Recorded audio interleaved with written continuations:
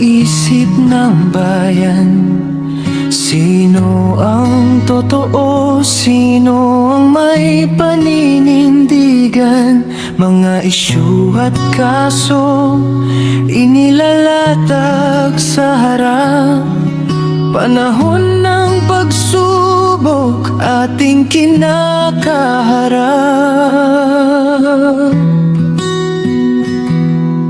May mga akusasyon, may mga pagtanggirin, sa labi at kapangyarihan, sanhi ng alitan din ang mga salita'y mabigat. May bigat ang bawat linya, naghihintay ang taumbayan sa katotohanang dala. Hindi laging madali ang makita ang linaw. Kapag may takip ang mata, may pabor sa panig. Ang hamon sa ating hindi lang pumanig, kundi hanapin ang totoo para sa kinabukasan natin. Sa gitna ng mga usapin at paglilitis, ang tanong ay simple: sino ang may panagutan?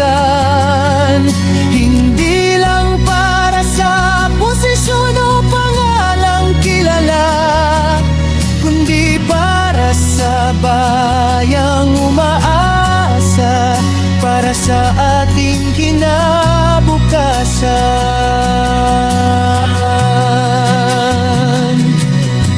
Kailangan ng katotohanan, hindi liham dahilan.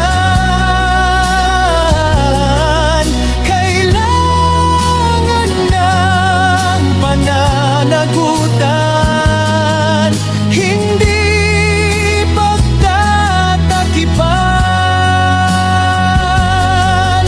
Sa bawat hakbang ng ating pamahalaan, nasa kamay natin ang tuwid na daan.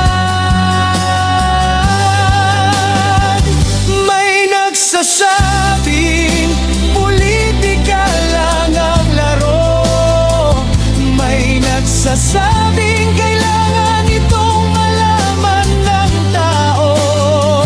Ang paglilitis ay dapat patas at malinaw, walang kinikilingan, anuman ang katayuan sa buhay.